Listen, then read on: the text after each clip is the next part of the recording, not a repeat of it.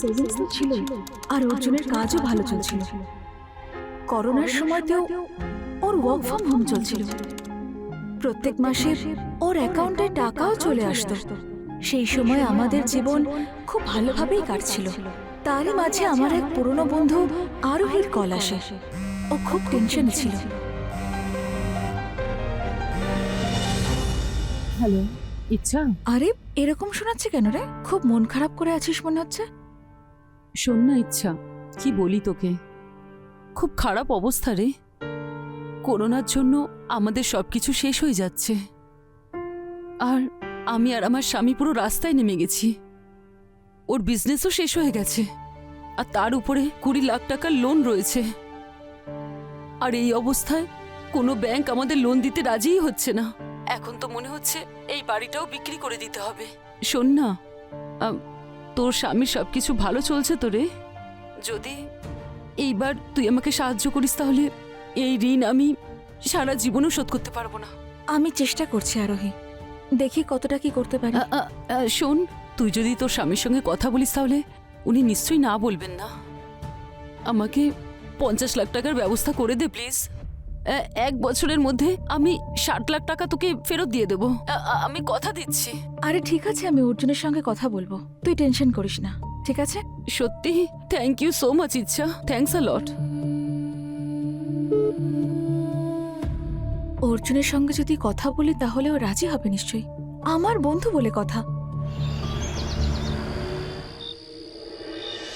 তুমি জানো, তোমার মতো সুন্দরী বউ যদি আমার কাছে না থাকতো তাহলে আমি জানি না করোনাটা কিভাবে কাটতো। তোমার মধ্যে কিছু ব্যাপার তো আছে যে তোমাকে যতই ভালোবাসি, ভালোবাসার ইচ্ছা আরো বেড়ে যায়। হয়তো সেই জন্যই তোমার নাম ইচ্ছা। অর্জুন, তোমার সঙ্গে আমার একটা কথা ছিল। একটা কেন, দুটো কথা বলো। আমার ওই বন্ধুটা আছে না আরোহী, আমাকে ফোন করেছিল। বেচারি কাঁদছিল, বলছিল ওর হাজবেন্ডের বিজনেসে অনেক লস হয়েছে, অনেক ঋণ হয়ে গেছে ওদের। ও আমার কাছে সাহায্য চাইছিল। ওকে বলেছি তোমার সঙ্গে কথা বলবো বলে। ওদের সাহায্য করা উচিত আমাদের, তাই না? হ্যাঁ হ্যাঁ, ও তো তোমার বন্ধু, অফকোর্স আমাদের ওকে হেল্প করা উচিত। ডোন্ট ওয়ারি, আমি কাল 50,000 টাকা ট্রান্সফার করে দেবো ওদের অ্যাকাউন্টে। ওকে? না অর্জুন, 50,000 নয়, ওর 50 লাখ টাকা প্রয়োজন। 50 লাখ? হ্যাঁ। দেখো ইচ্ছা, 50 লাখ অনেক অনেক টাকা হয়। আর কালকে যদি আমাদের দরকার হয় আর ওরা যদি ফেরত না দিতে পারে তাহলে আমরা কোথায় যাব? অন্য মানুষদেরকে সাহায্য করার জন্য অনেক মানুষকে শেষ হতে দেখেছি। তুমি বুঝতে পারছো আমি তোমায় কি বলছি? অর্জুন, সবাই তো একরকম আর হয় না। আর আরোহী আমার বন্ধু, ওকে চিনি আমি, ও আমাকে কোনোদিন ঠকাবে না। উফ, ঠিক আছে, তুমি যখন বলছো তাহলে তো তোমার খুশির থেকে বড় কিছুই হয় না। Thank you Arjun.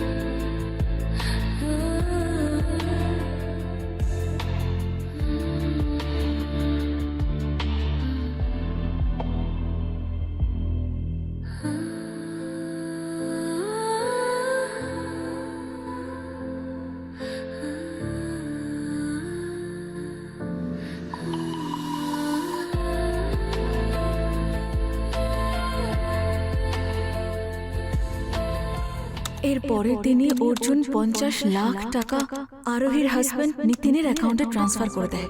দুদিন পর আরোহী আর নিতিন দুজনেই আমাদের বাড়িতে আসে। হাই। হাই। ধন্যবাদ অর্জুন দাদা, আপনি আমাদের নতুন জীবন দিয়েছেন। আপনার এই ঋণ আমি কোনোদিনও শোধ করতে পারবো না। আর আমার এটা বিশ্বাস, যাই হয়ে যাক না কেন আমার বান্ধবী আমার পাশে সবসময় থাকবে। আরে বন্ধুই তো বন্ধুর সাহায্য করে। আর যদি আমরাই সমস্যায় পড়তাম তাহলে তুই আমাকে সাহায্য করতিস না? এক্স্যাক্টলি। তাহলে ছাড় এখন আর বসে গল্প কর, আমি চা করে নিয়ে আসছি। হ্যাঁ,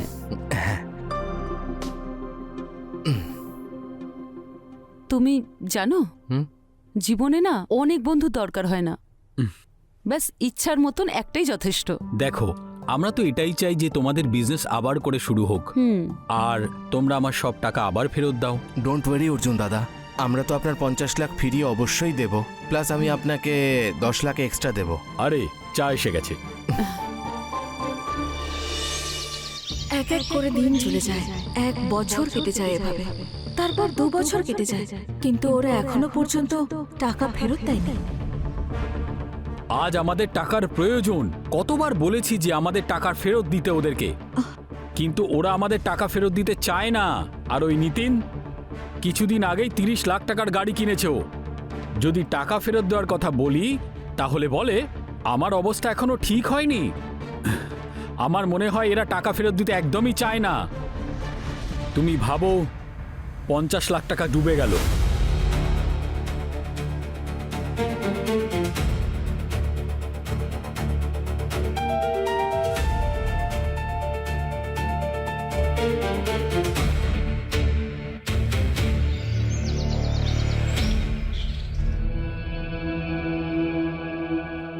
আমি ভাবছিলাম কি এই মাসে আমরা কোথাও বাইরে ঘুরতে যাই।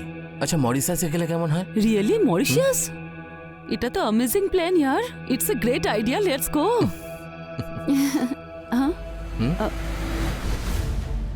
আরে, আমরা জানতাম না যে তোরা এইভাবে আমাদের পেছনে পড়ে থাকবি। জানলে কখনো টাকা নিতামই না। আর তাছাড়াও নিতিন অর্জুনকে বলেছে টাকা পেলেই ও দিয়ে দেবে। শোন আরোহী, ওটা অর্জুনের টাকা ছিল, আর সেটা তোর আর অর্জুনের মধ্যেকার ব্যাপার।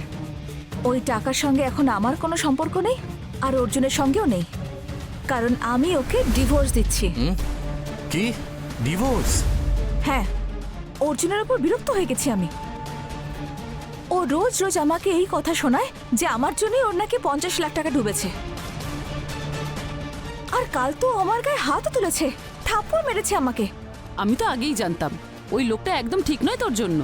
হ্যাঁ, আর এখন যখন আমি ডিভোর্সে 2 কোটি টাকা ক্লেম করব, তখনও বুঝতে পারবে। খুব বোল্ড সিদ্ধান্ত নিয়েছো তুমি। চলো বসে কথা বলি, বসো। বস।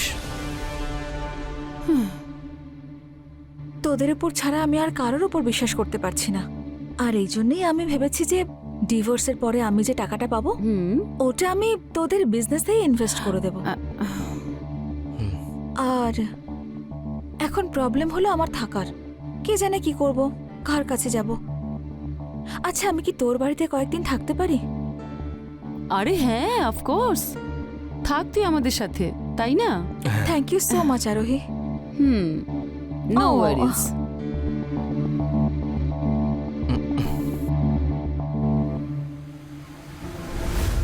এর মধ্যেই অর্জুনের চাকরিটাও চলে যায়, আর গত 1 বছর ধরে ওর কাছে কোনো কাজ নেই। আমাদের টাকার ভীষণ প্রয়োজন ছিল।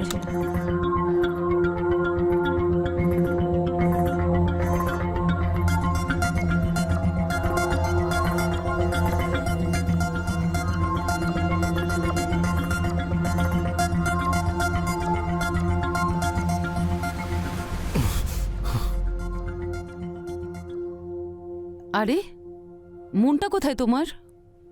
মনে হচ্ছে নিতিন তার তাস সামলাতে পারছে না।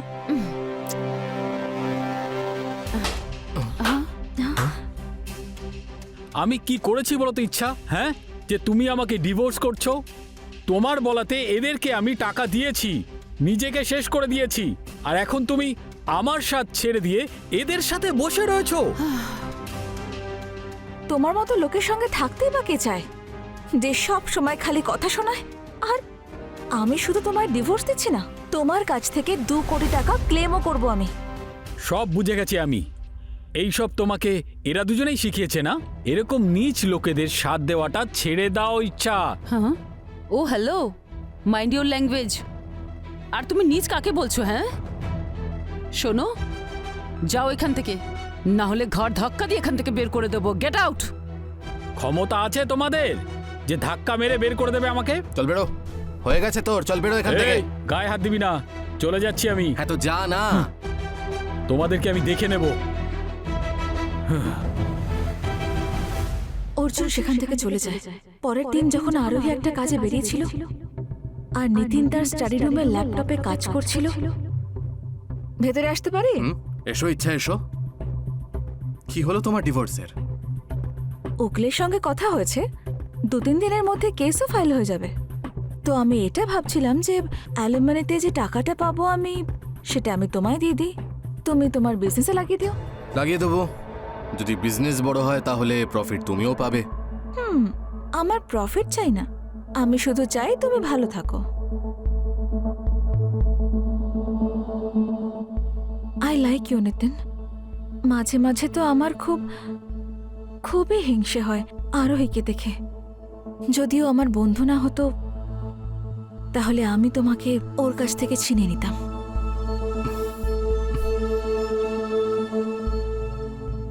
ছিনিয়ে নেওয়ার দরকারটাই বা কি? আমি তো অলরেডি তোমারই হয়ে বসে আছি।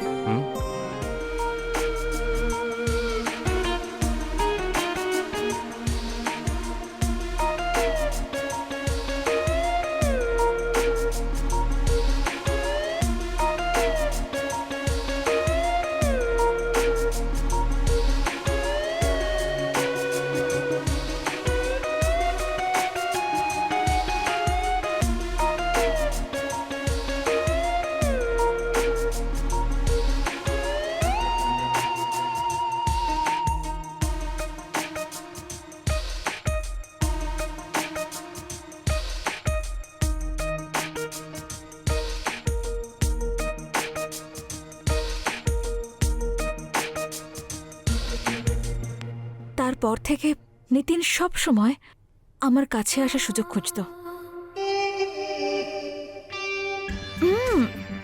আচ্ছা একটা কথা বলো তো, তুমি আমাকে ভালোবাসো নাকি আমি শুধু টাইম পাস তোমার কাছে?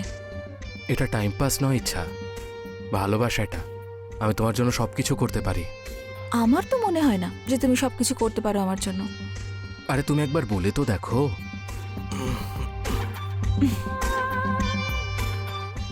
তুমি আমাকে বিয়ে করতে পারবে?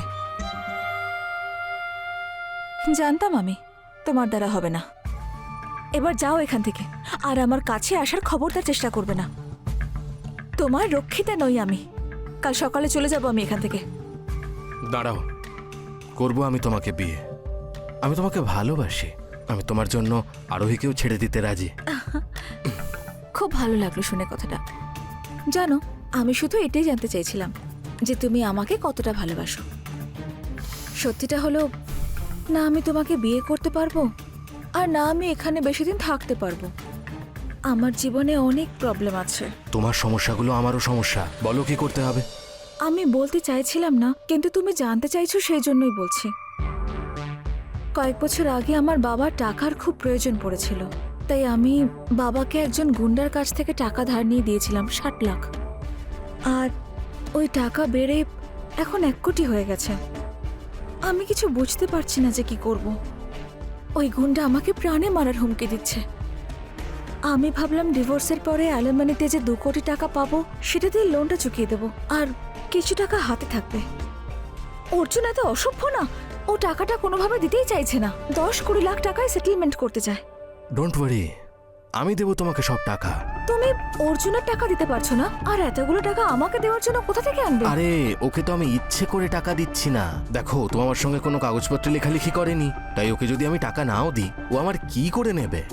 তুমি তো আমার প্রাণ, তোমার বিষয়টা আলাদা। আর এমনিতেও আরোহীকে ডিভোর্স দিয়ে দেওয়ার পর এই সব কিছু তো তোমারই। আর এই 1 কোটি তো খুবই অল্প কিছু টাকা। 1 কোটি কাল আমি তোমাকে ক্যাশ দিয়ে দেবো, ঠিক আছে? I love you Nitin.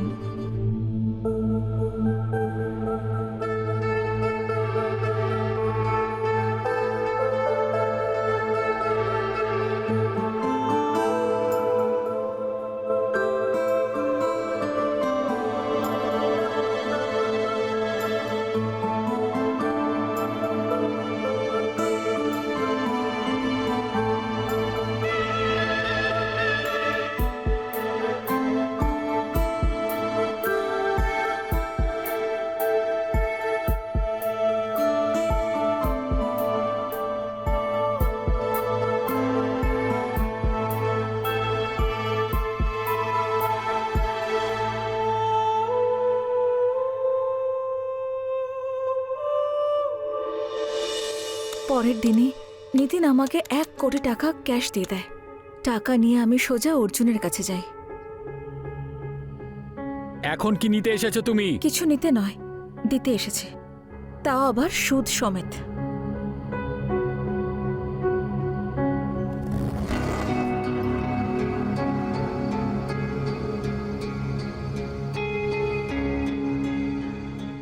এতে পুরো 1 কোটি টাকা আছে। সুদ সমেত সমস্ত টাকা উসুল করে এনেছি আমি। কিন্তু তুমি তো আমাকে ছেড়ে চলে গেছিলে। চলে যাইনি, চলে যাওয়ার নাটক করছিলাম। আর তোমাকে আমি এই জন্যই বলিনি কারণ তুমি অতটা ভালো করে অ্যাক্টিং করতে পারতে না, আর আমার সমস্ত প্ল্যান বিগড়ে যেত। ও ইচ্ছা, তুমি খুব ভালো গো। না অর্জুন, আহ, আমি এখন আর তোমার সেই ইচ্ছা নেই। আমাকে এই টাকা উসুল করার জন্য সেই সব করতে হয়েছে যেগুলো পাপ। তুমি হয়তো আমায় কোনোদিন ক্ষমা করতে পারবে না। এরকমটা কেন বলছো তুমি? আমি অলরেডি তোমাকে ক্ষমা করে দিয়েছি। খুব মিস করতাম আমি তোমাকে। এখন প্লিজ আমাকে আর কোনোদিন ছেড়ে চলে যেও না, প্লিজ।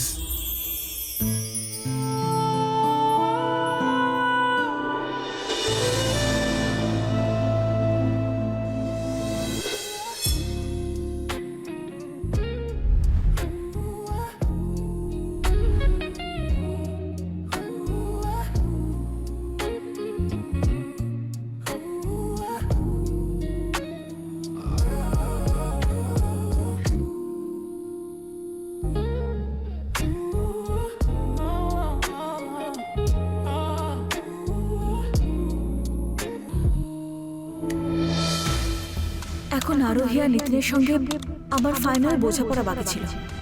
আমি নিতিনকে বলেছি আমি বাবার কাছে আছি, আর তখনই ফিরে আসব যখন ও আরোহীকে ডিভোর্স দেবে। নিতিন একদম অস্থির হয়ে ওঠে, আর উকিলের সঙ্গে কথা বলে ও ডিভোর্সের পেপারও তৈরি করে ফেলে। আমি শেষ নাটক দেখার জন্য নিতিনের বাড়িতে আবার যাই। নিতিন, কোন খুশিতে তুমি আমাকে ডিভোর্স দিচ্ছ? কে এসেছে তোমার জীবনে? Who is it?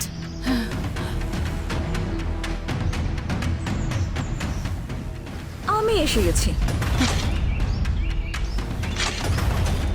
কি? এত বড় বিশ্বাসঘাতকতা? ইচ্ছা, তুমি তুমি আমাকে ওর জন্য ছেড়ে দিচ্ছ? আমি তোমায় বাঁচতে দেব না। I don't let this happen.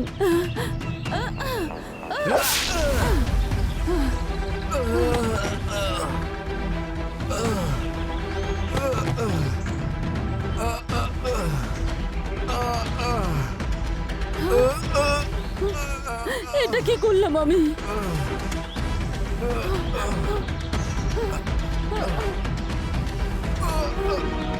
যদি তোরা আমাদের সঙ্গে বেইমানি না করতিস তাহলে এইসব কিচ্ছু হতো না।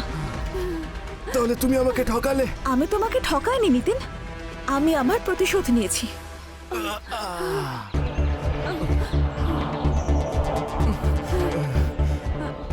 নিতিন, তোমার কিচ্ছু হবে না। নিতিন, আমি আছি।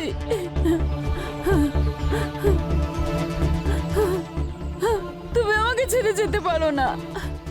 শোনো না নিতিন, নিতিন, নিতিন। তারপরে পুলিশ আরোহীকে অ্যারেস্ট করে নিয়ে যায়, আর সে তার কর্মের ফল পেয়ে যায়।